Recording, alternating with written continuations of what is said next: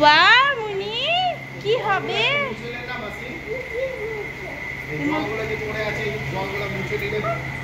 জল পড়ে আছে, ওটা পড়ে যাবে।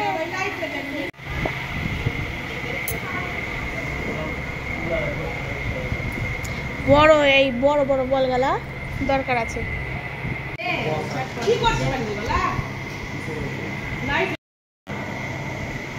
ছাদে কি করবে সে? কে থাকবে ছাদে?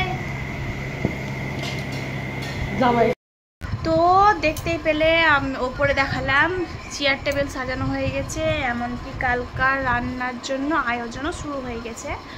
তো কালকে কি আছে বলো তো? কালকে আমাদের বাড়িতে আসবে হচ্ছে 3 ভাই ঠাকুর। তো কালকে ভিডিওটা মানে খুব ইন্টারেস্ট হতে চলেছে, তোমরা একদম দেখবে। আর এই দেখো আমার মেহেন্দি আর নেল পলিশ। আমি কিন্তু এর হাতে এখনও নেল পলিশ পরিনি, সেটা আমি রাত্রে ঘুমোবার আগে পরে নেব।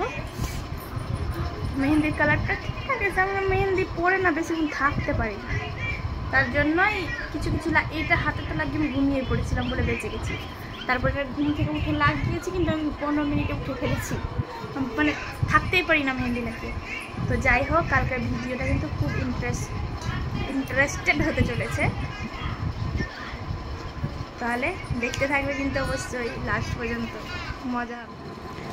তো দেখো আমি সকাল সকাল উঠে সমস্ত কাজ বাজ করে একদম রেডি হয়ে গেছি, আর আমি এই শাড়িটা পরে নিলাম, কেননা এখন আমরা যাব ঠাকুর আনতে।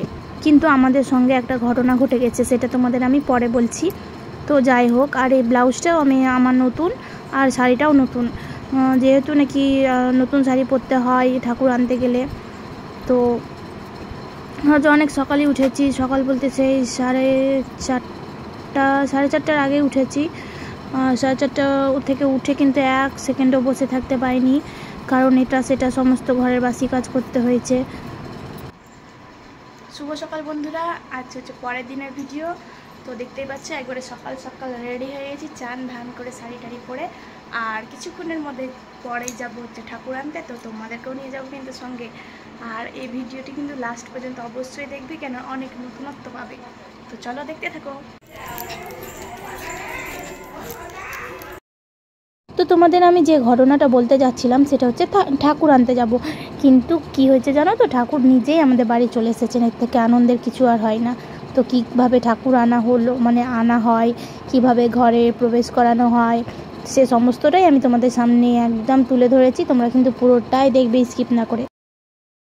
তো ধূপকাঠি জ্বালিয়ে ঠাকুর বরণ করা হবে, তার সঙ্গে তো উলুধ্বনি শঙ্খ থাকবে, আর জলের ধারা কেটে ঠাকুর ঘরে প্রবেশ করানো হবে। আর আমাদের বাড়িতে প্রথমবার ঠাকুর এলেন, এর আগে কোনো দিনও আসেনি।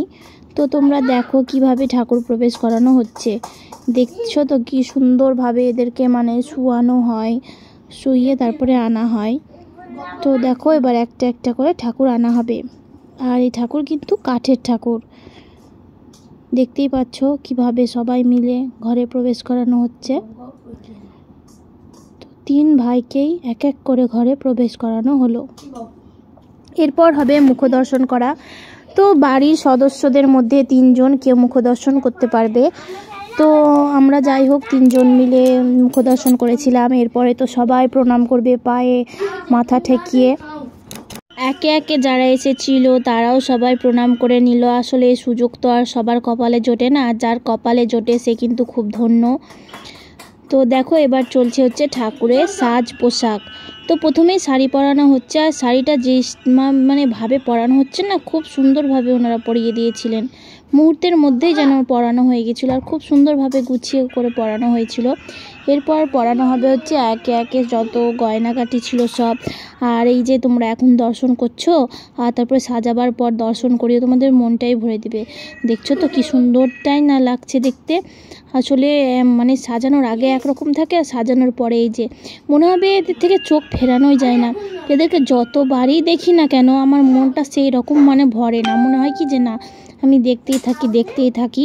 তো এবার প্রথম পুজো শুরু হয়ে গেছে। আসলে এদের 4 বার পুজো হয়, তো এটা হচ্ছে প্রথম পুজো। আর এর মধ্যে আমাদের দীক্ষা নেওয়া কমপ্লিট হয়ে গেছে।